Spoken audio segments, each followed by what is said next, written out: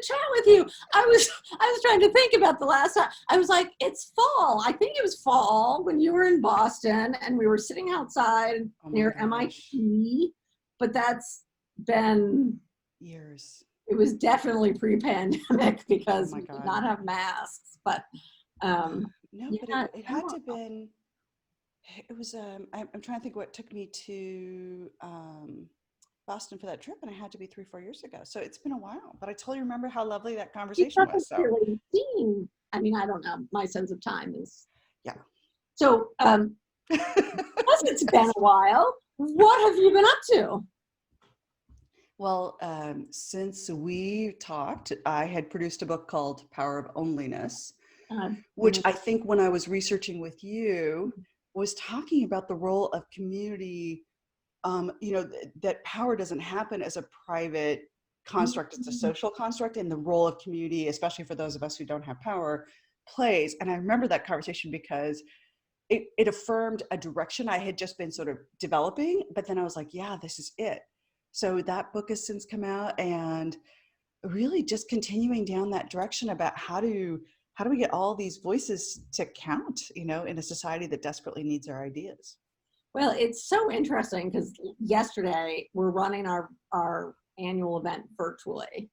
And we had, I don't know if you know Maya Birdsong, she's out in your neck. Oh my gosh, yes, I do. She came and did one of our inspiration sessions, and one of our members interviewed her, and everybody was like, oh my God. Yes, what's not to love? Just come back every week because it was very affirming and just very comforting to all of us who intuitively or not understand the power of connection.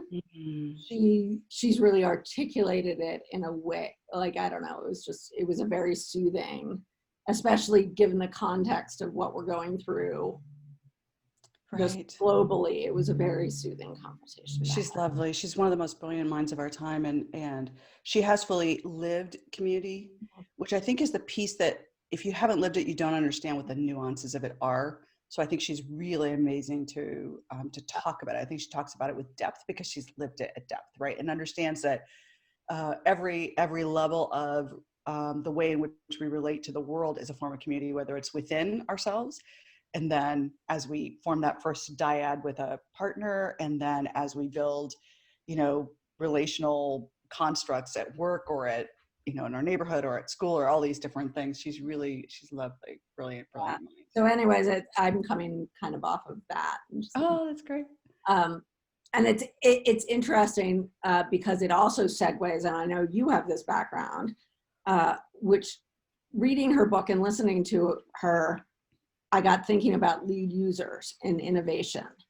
And the way she explored community was going towards what I would, in innovation parlance, would call lead users, which are people at extremes who don't have structural power, so need social power, like social wealth is the only thing they have available to them. So she went to the trans community and she went to the sex worker community and said, what does community look like here? And they literally need it to survive, and be who they are, because otherwise it doesn't work. Whereas, and so do we all, though, right?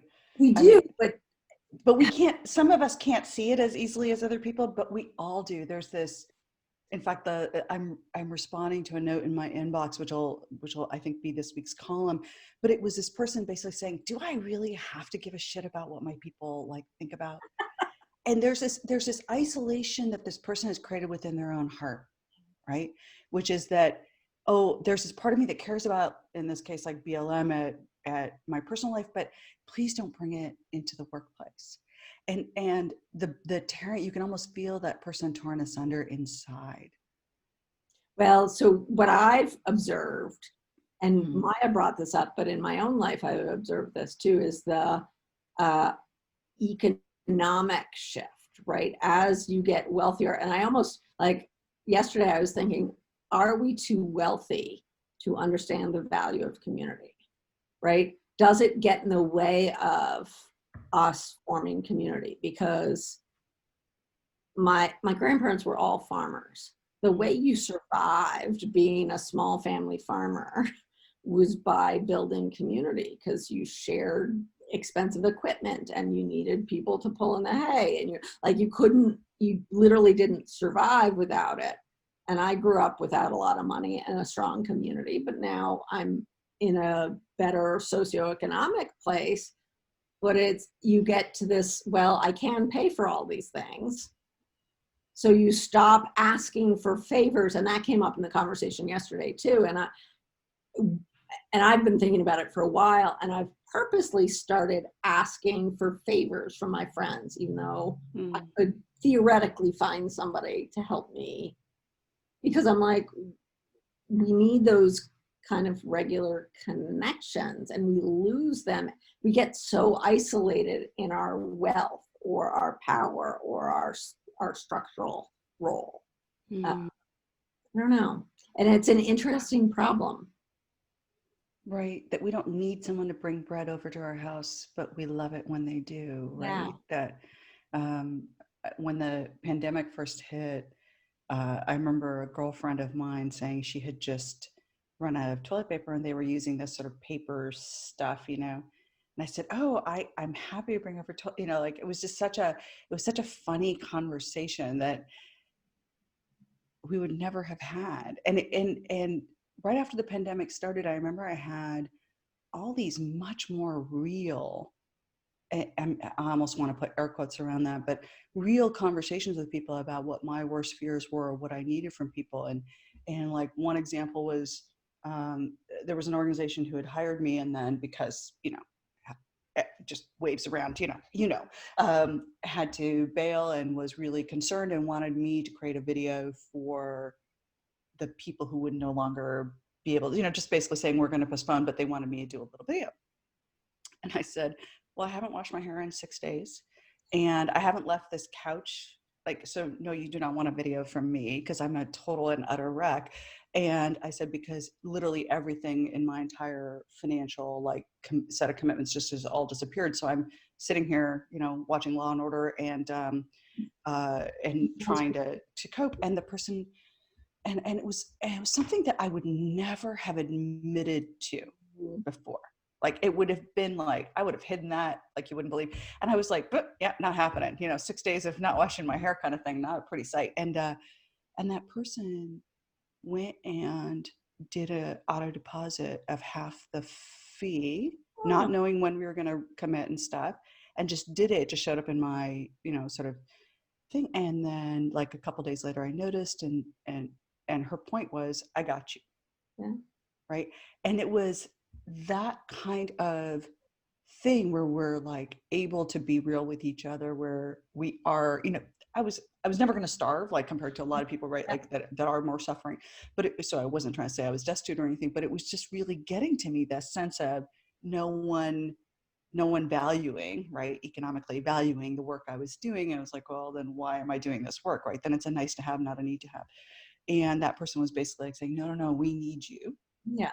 Right. And so this relationship that we can have with ourselves being more real, and then with us being more real, this is really the opportunity that we have in a way that can come out of this. Yeah. And it's interesting because, and it has to do with racism, right? Like racism puts us all in a box. It hurts us all, right? Even the people who espouse it, right? They don't understand how much it's hurting them, because Right. to your point, each one of us is so unique and different. And even the person that looks like the ideal corporate citizen, whatever is in your mind, they have these things about them and they cannot be vulnerable because externally they look like they're supposed to.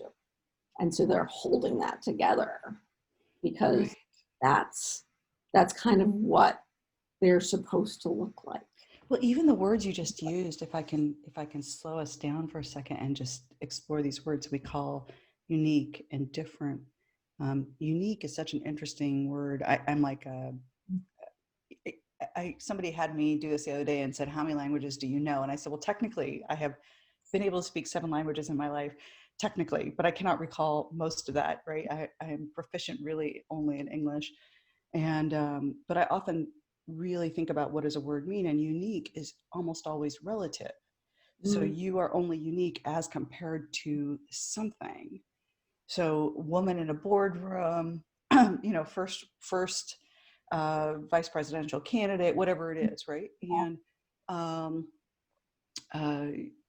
it's relative to other people, which is interesting because that doesn't celebrate the distinct contributions you have. And then even the word different would suggest different from what? It's What, right?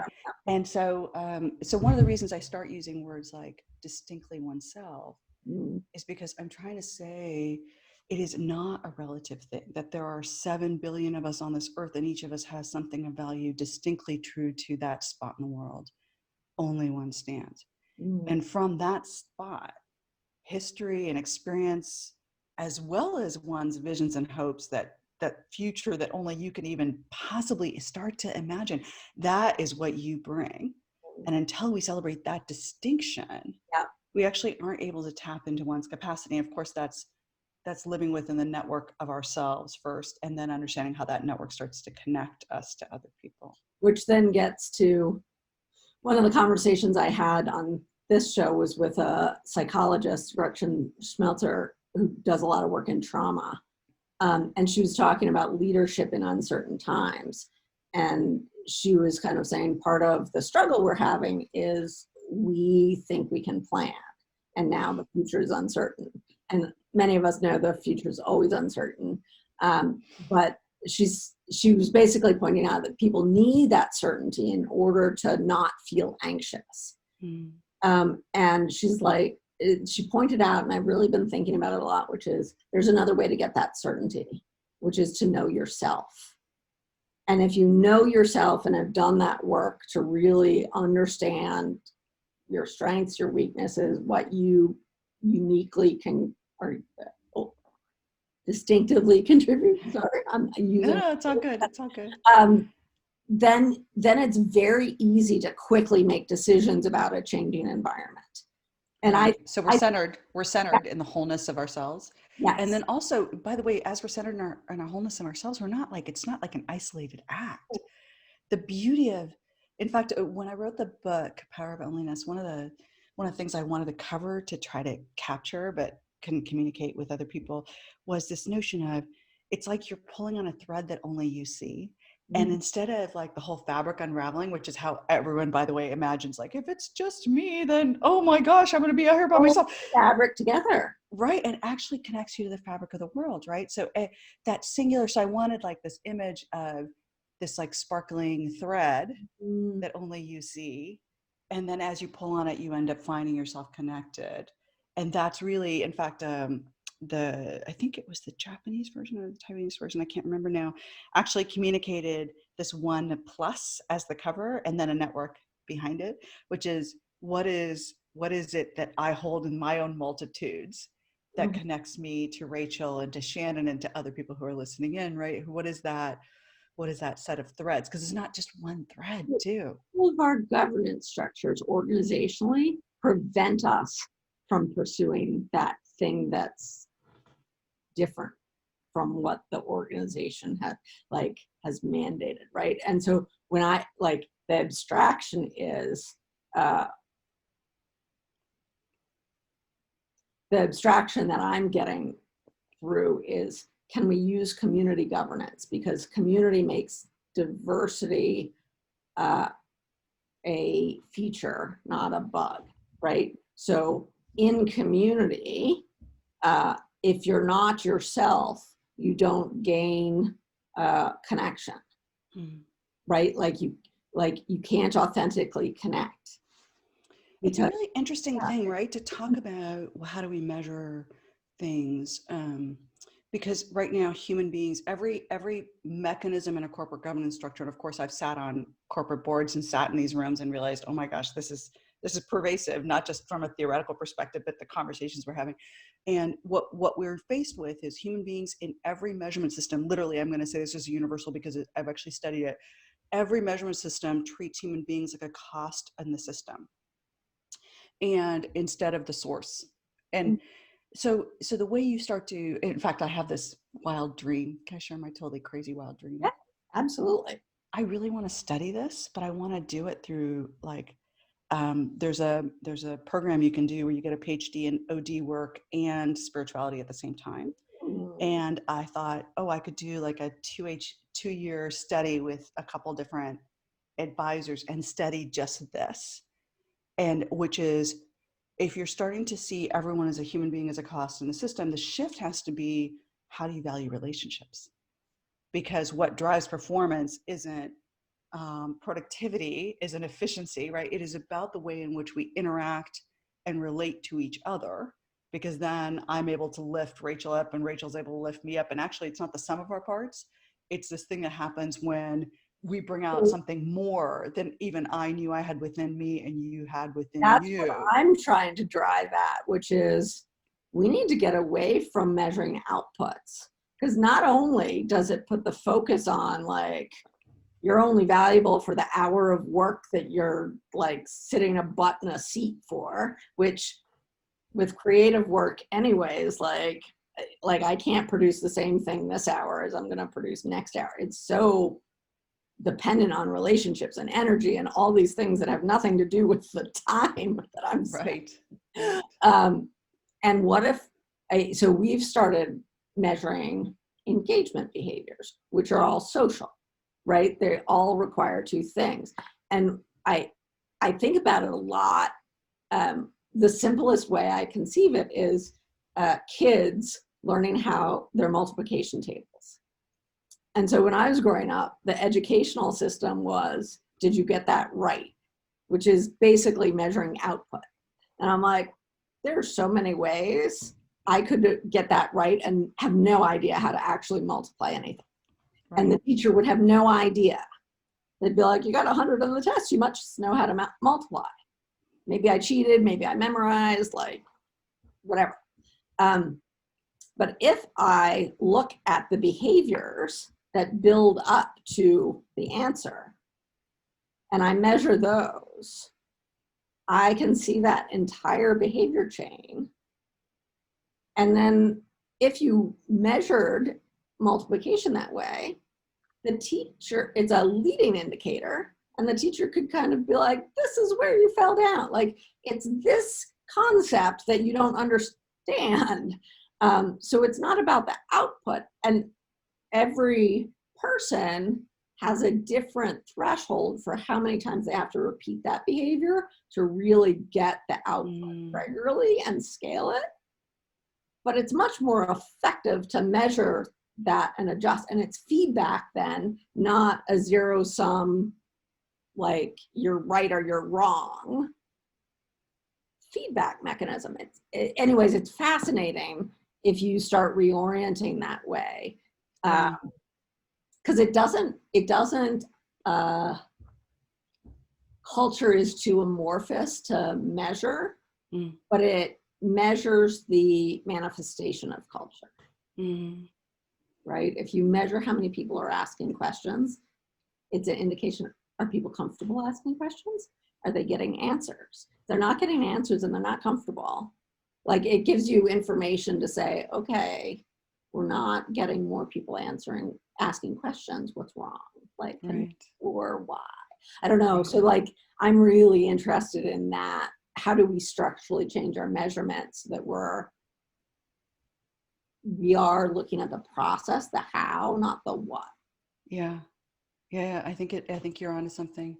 They're definitely onto something. And I've been thinking about it as inflection. Like, there's certain moments in which we consistently can change. We change cultures not by some like top-down directive or even a micro action of like you and I trying to decide something. It's about the way in which we interact. And so measuring the interaction. So in a meeting, to your point about, are we asking questions, are we hearing from 30% of this room? Are we hearing from 90% of the room? Right. And so just being able to measure share of voice would be an example, right? Super studyable of, are we hearing this range of ideas? Little, because those are all like ways in which we can start to see how healthy Mm-hmm. is the relationship of one another, right? Yeah, and it a lot of it is just what we do, like communities, group, whatever you want to term community, whether any group of people. Um, Offline in the real world, it's really hard to measure all those things, because you'd literally have to have staff Right. sitting there like ticking off like so and so, so and so, so and so.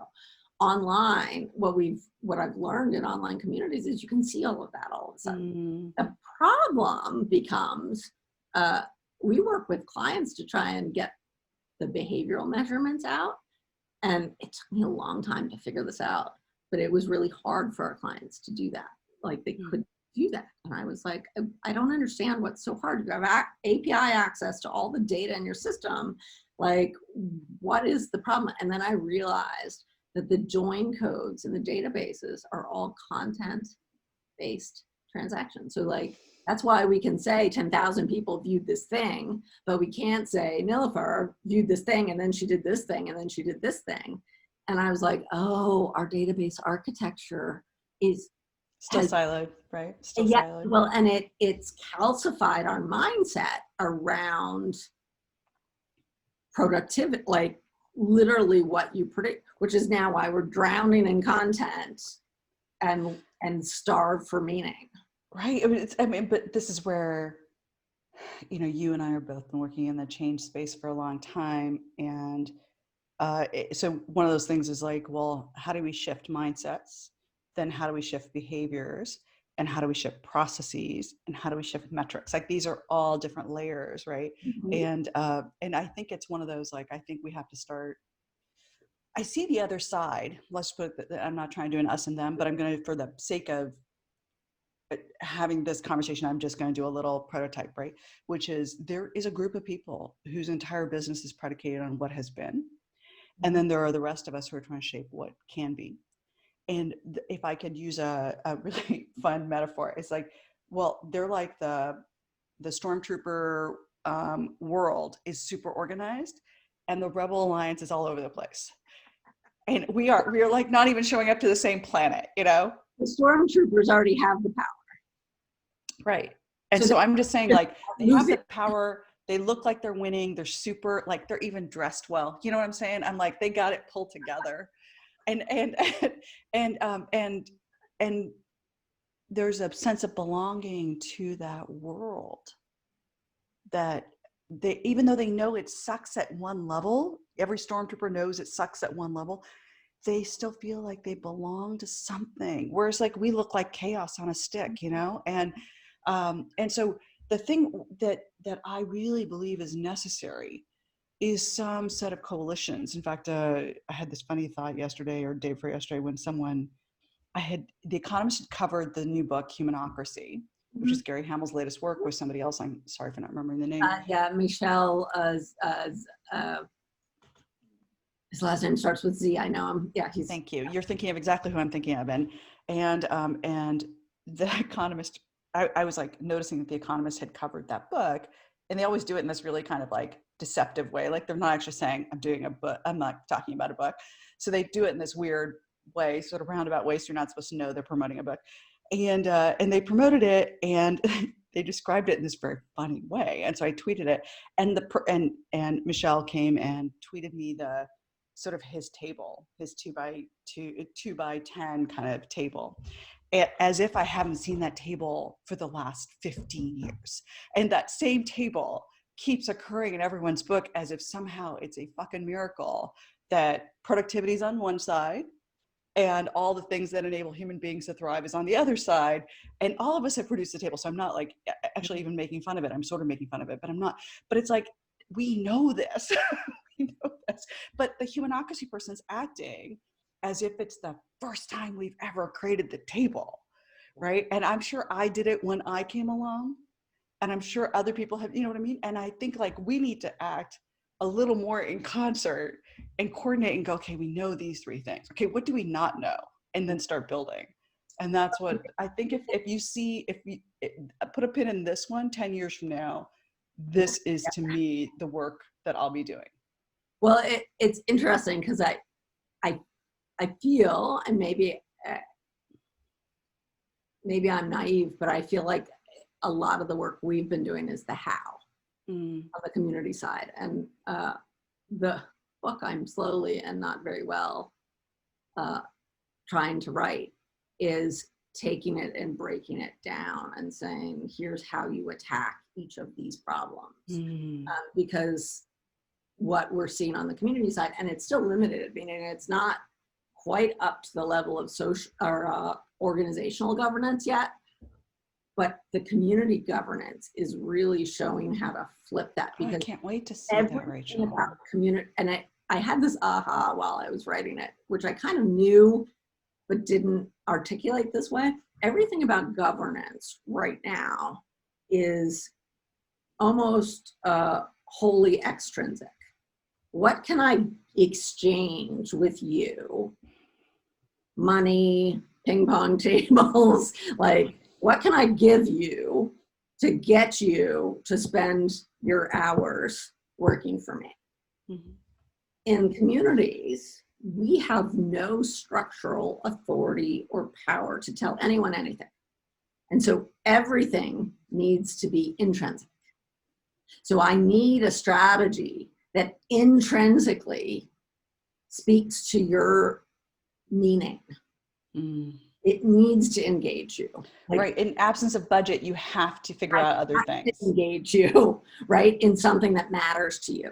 And then from that, I also flipped it around and I was like, you know, the way organizational business models are set up right now is literally in conflict with their customer and employee, right? If I maximize my profits, I've got to minimize what I do for my customers and my employees. It's not aligned. We're not on the same side of the table. And I'm like, no wonder and so now we're like spending a lot of money on employee experience and customer experience. And I'm like, what if we just aligned the business model so everybody got more than they contributed?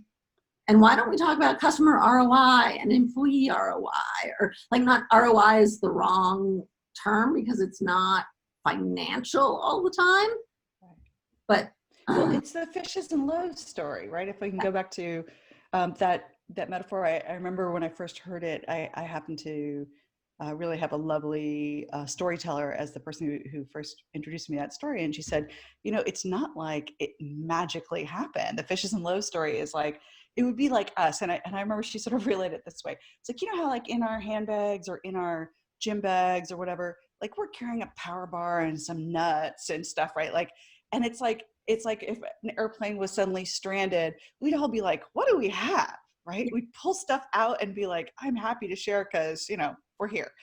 And it's that same generosity of spirit that human beings actually have, which you probably remember the research, which was done like 10, 12 years ago now.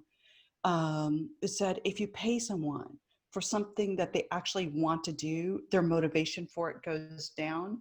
And because they're like, well, oh, you know, like, that's not why I'm showing up to this, right? And so how do we show up with that bread loaf, right, in the neighborhood? Not because I need bread or I need to make you bread, but because it is a way for us to be in relationship with each other. For me to say, I see you just came to the neighborhood. And together, like, so looking at the financial model of community, or business model of community, the thing that multiplies value is when we share it.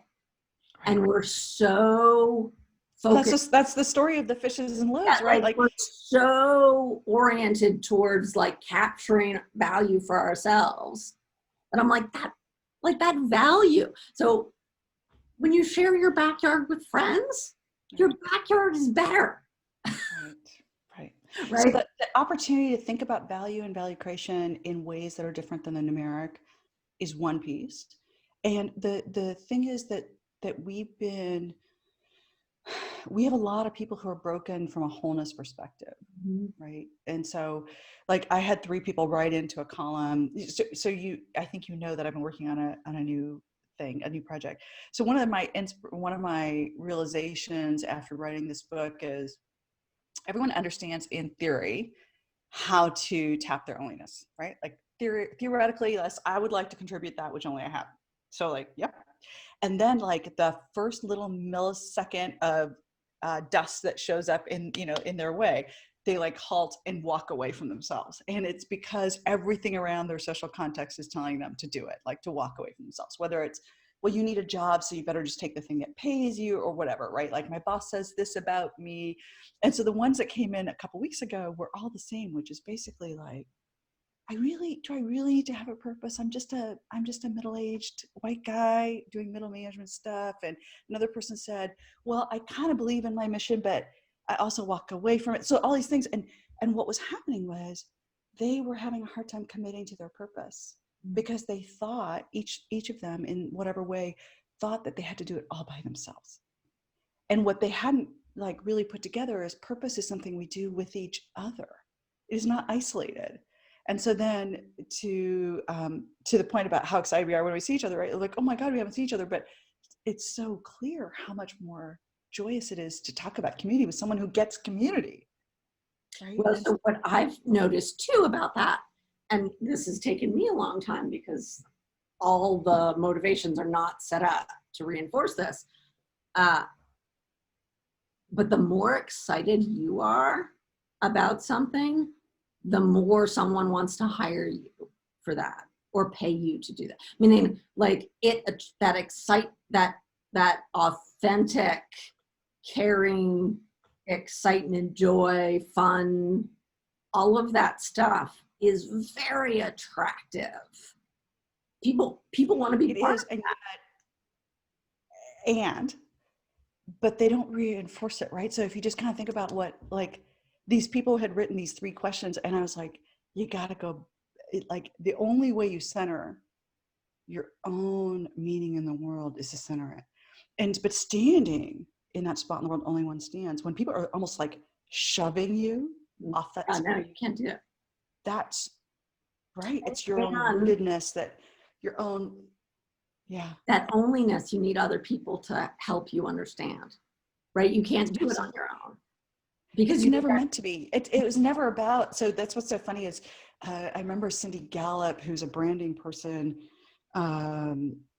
saying to me that onlyness, that my book missed the mark because onlyness is about you. And I was like, actually, no, it's not. And I actually, remember going, did I not write clearly? Like, and I went back, like reread it. And so here's the thing. Brand is about how you stand apart from the crowd. It's when you're so fucking insecure about yourself that you have to be like, onlyness is about how you stand with your crowd. So you actually get to be like, okay with your brokenness in order to stand with someone else and lean on them and then be disturbed by them and then trust them to complete something you can't see. And so actually it is the greatest act of service to yourself to actually be like, I don't have to be like this all the time. I can be this, right? I can relax into it. And I remember when she really pushed back on it and she said, well, onlyness, you're saying that there's 2 ideas. One is that you matter and the other one is your social construct matters. These are 2 different ideas. And I'm like, actually, they're not. Power is not, as we often talk about it, personal. Power is a social construct. And so for you to be able to accomplish anything in the world, your understanding of navigating your own social construct changes things for you. So they're linked. And I remember because, I really like Cindy and stuff, I went back to my hotel room after that dinner and cried for like 5 hours and actually reread my book. Like, did I not say this thing? Mm-hmm. And what I realized is some people don't want to hear this idea. I think it's not even that. It's part and parcel of the whole problem, which is our lens, our reinforced social lens, when we think about that, is to orient. Yeah. We're going contrary to, it's like counter programming to every other thing. Yeah. Yes. So it's our default way of understanding what you're trying to say, which is confusing. We are running way over because we could talk for like 10 hours. Okay. But We haven't, yes. we should follow up anyways afterwards, just you and I. But I want to wrap up just so that people can actually get on with their day and we can get on with our day. But what's on your mind? Like, what's come up lately that's on your mind that is exciting to you that you want to share with the rest of us? Oh, yeah. So I'm really working on this column and would love for people to join up on it. I'm doing this.